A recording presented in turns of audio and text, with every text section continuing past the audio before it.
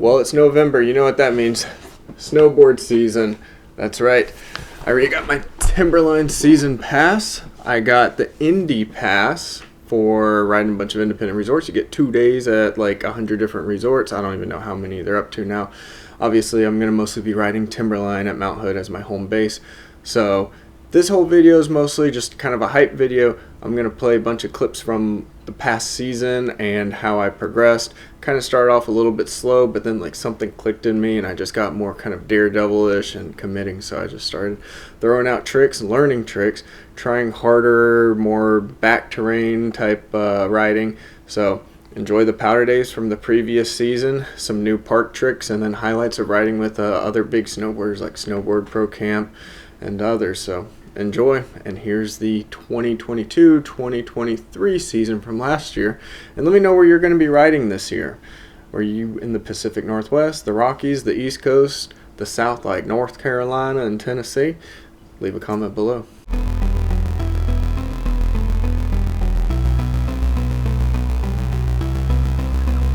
So I'm going to skip opening day because it was a deep powder day, but nothing too special happened. This was a bluebird powder day that came up on probably the first or second week of opening. As you can see, it was cold temperatures. The snow was all sparkly. It looked really cool with the sunny bluebird powder days, which are very rare for Oregon.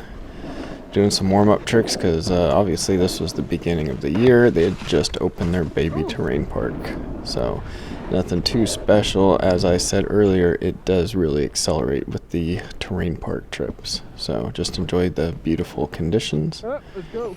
Then a few weeks later they got more snow, went out of bounds, got front side shifties back, probably one of the best ones I had done in my life at that point, and I had just learned backside method grabs, so they're definitely not pro method grabs, but I finally got to try them. Also got tail presses on boxes because those were hanging me up last season. Another back shifty. They're kind of roughed in the beginning. And then this was when I went to Mount Ashland in Southern Oregon. It was ranked the #1 best independent resort in the whole entire country, one of the best mom and pop ones. It is kind of sketch if there's icy conditions, so I would not recommend going there when the conditions are not good. But if there's deep powder, it should be good. This was pretty much dust on crust, but they do have really steep runs. By the way, this is pretty much just a green or blue, and you can see it looks pretty steep, so it's pretty gnarly. Not the best terrain parks. Learned this new trick.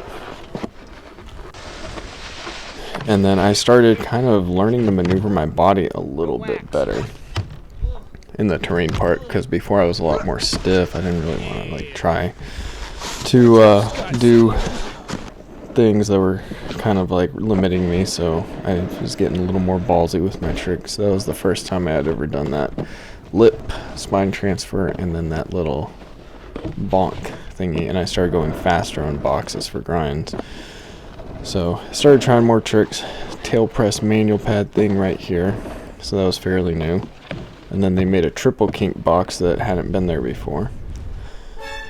And then I went to Bryan Head, Utah, which is one of my favorite resorts in Utah. Nothing's too steep, but the snow is really good quality, so as you can see, these are pretty good. Runs and the snow's pretty good. I think they only got like 2 inches of snow, so nothing too special, but you just plow through the moguls and the bumps so you don't feel them, because it's the world's greatest snow according to their marketing. And it's true when the conditions are good. I think it was -5 and sunny, so it's just really weird thinking about extremely cold temperatures and sunny weather. But yeah, I had like hand warmers on, an extra layer. Definitely really cold, but the snow was super soft, so soft snow, groomers, one of my favorite things. Yeah, tail press, butter in the powder, kind of weird. And this is where I met up with Kenny, so he's a local there, and so we got to ride around. He showed me some parts of the resort that I didn't really know too much about because I'm still a semi-tourist at this resort. It's cold! So freaking weird. There's no support with Utah snow. The worst part about Bryan Head Resort is like you still can't park at the chairlift. You actually have to get out of your car and probably walk about. But yeah, as you can see, Brian Head, you can just drive right up to the lifts. It's insane. I hate doing this. Then Kenny filmed me, so normally I don't ever have a filmer, so it was interesting to be able to watch how I do my trips from a third-person angle. So I was starting to get nose presses down too, and being a little more confident with my riding. Still don't know the name of that trick, but I started getting better at it throughout the year. Then I went back to Timberline. I got to do one little bluebird powder day. Favorite run here. Whoa, that's ice. Got the ice bump there. Timberline's pretty good for trees. There's nothing really steep, but the trees are pretty. It's fun. This was my last trip before my big mega trip where I go to like multiple resorts and drive several thousand miles across the country and just spam resorts. So this is kind of a little local home resort break before the mega trip. And so the first stop on the trip was at the little ski hill in McCall, Idaho. So I'm following L Stacker here. It was an amazing day. They had great night skiing. Obviously it's not a very big resort, but it was like $25 or $30 for a lift ticket. That's like Utah snow. And the snow was extremely soft because it was extremely cold. They had great groomers.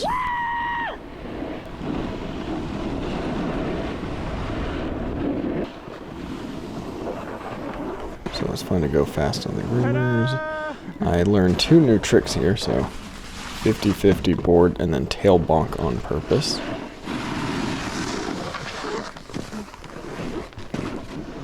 And then this was the first time I did a tail press on a box that had a drop off versus that flat one you saw earlier. Here's Tamaracks Resort. Did some really steep runs. The snow conditions were better than the year before, but it was a lot of tracked out powder. I would suggest going to Tamarack on a good powder day because it is lower elevation, so the terrain can kind of be a little wishy-washy, but has pretty views, really steep runs. Again, this is like a green or blue run right here, and it was pretty steep and fast. Yeah, so there's lightning. Then I met up with my boy Garrett in Flagstaff, Arizona. This is Arizona Snow Bowl. There's literally lightning and thunder, and so it shut down the resort early. So I didn't get to enjoy the insane powder that pretty much dumped over the next few hours. But I got to film him. He had a lot of good tricks. It was a pretty fun day.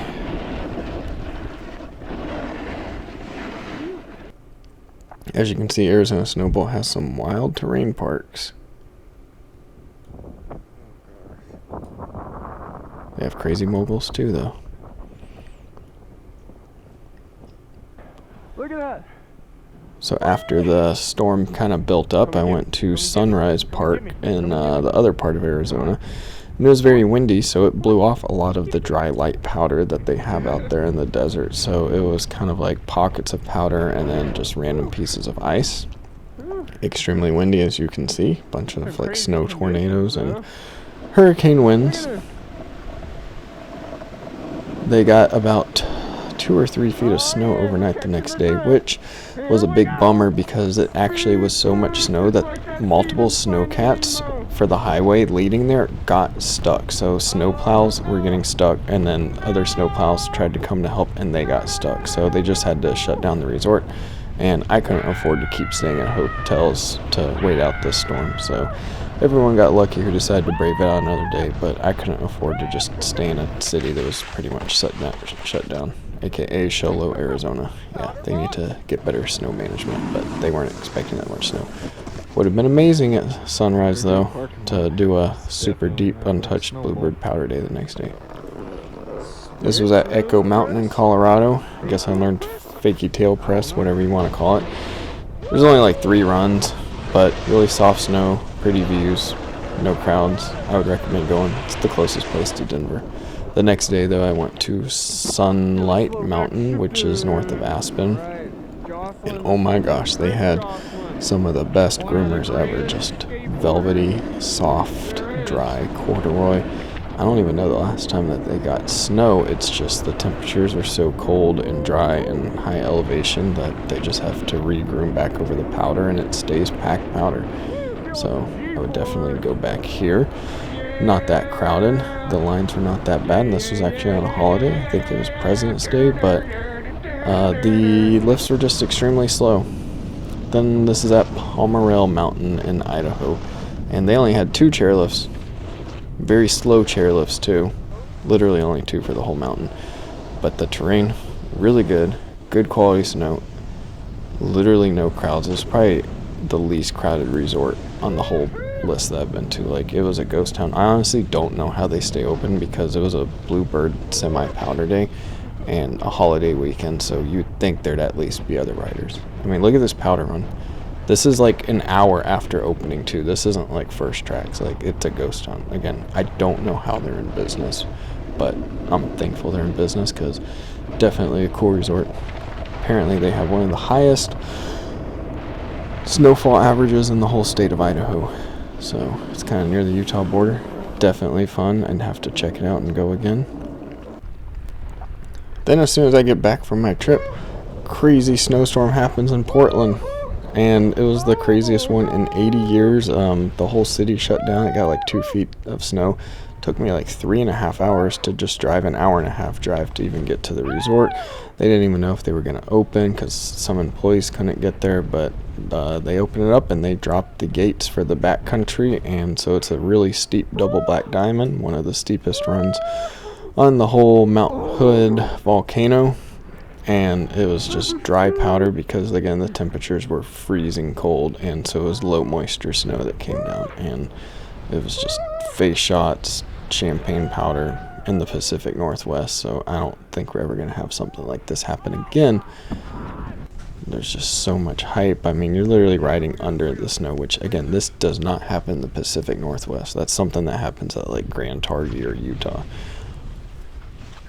I mean, look at that. That was insane.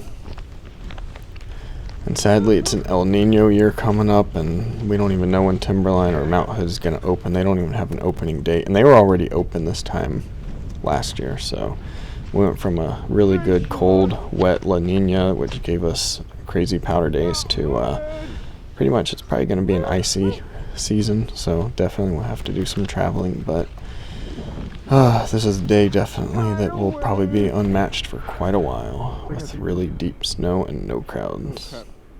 This is at Mount Hood Meadows, by the way, if I didn't mention that.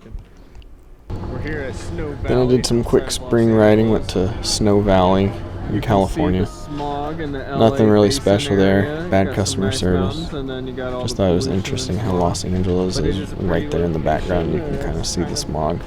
Like an hour from San Bernardino, not too bad. Worst customer service out of any ski resort I've ever been to in my life, though, and I've been to like 80 ski resorts so far. If you check out the channel, I just tour the whole entire country and ride everywhere, so I will probably never come back here again. But it does have some steep runs and a good variety of terrain. Trying to peek outside of Fresno is a little better of a resort. Nothing special there to add any footage, so I'm just including this as the only Cali resort. Then I went to Bogus Basin in Idaho, met up with El Stacker again. It's kind of icy because I think this was closing day. It was April too.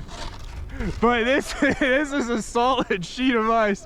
I don't even see where it goes. It just goes whoop! Ice waterfall. Hey, it's Monkey Boy. I snowboard. Dang, dude, these lift lines are insane. I'm having like PTSD from Breckenridge and Keystone. I almost died right here. Edge just didn't catch. Was going way too fast. Almost just flew off the side of the edge. Felt a lot of G-force, but it really made my heart just start pounding like crazy. Bogus Basin again, one of the best resorts, most fun in Idaho. I would definitely check it out. Then got back to Timberline, and most of the resorts around the country were closing, so I was just having to learn trick after trick, like the nollie hot garbage. That was a new one. And this weird spinning thing. I was just learning trick after trick because it was only terrain parks really open, no more powder days. Also met up with Snowboardprocamp. So Kevin was helping me tweak my old hot garbages. Have that like pressure to really press in. Like spring off the camber? Yeah. Kind of okay.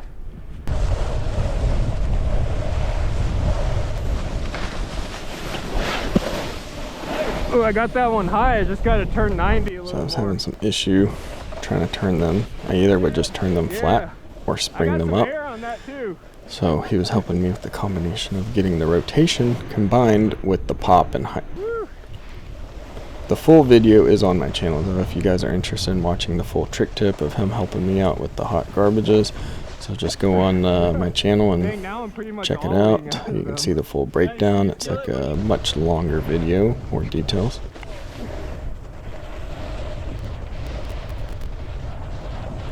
This one I actually caught some air when I dropped out of the hot garbage, so pretty crazy. Bad method. Now let's try a reverse method. Then I was doing a few more tricks. Again, I was just learning a lot of tricks that I hadn't really learned in other years. So I got front shifty Indy, I think I'm getting a and little then better this at that. weird thing, which hopefully this year I can learn Miller flips.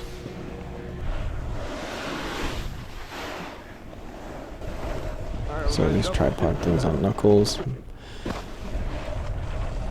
Definitely gonna try Miller flips this year after I lose some weight. So just getting more Cindy with my tricks. I used to be terrible at front side shifties, got way better at them. Got 50-50 board side, then 50-50, and then tail bonk Here thingy. we go. Started going faster on boxes. Just got better at sucking my legs up on the front shifties, so I was able to grab. First ever nose grab. Also learned nose grabs finally because I've been struggling with those for a while. Double shifty. Probably the first 360 I've done off of a jump like that. Yeah, new trick unlocked.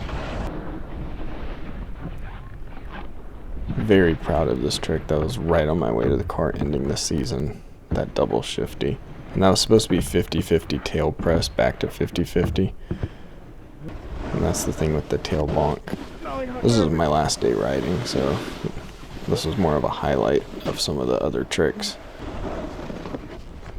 So I just kind of had them more tweaked and dialed. So you're getting better nose grabs and tail bonk. So I was just getting a lot more board control at the end of the season, so definitely stoked on that. And then I also learned front shifties, not the best, I mean hot garbage. And then this volcano slide, so this year is going to be crazy.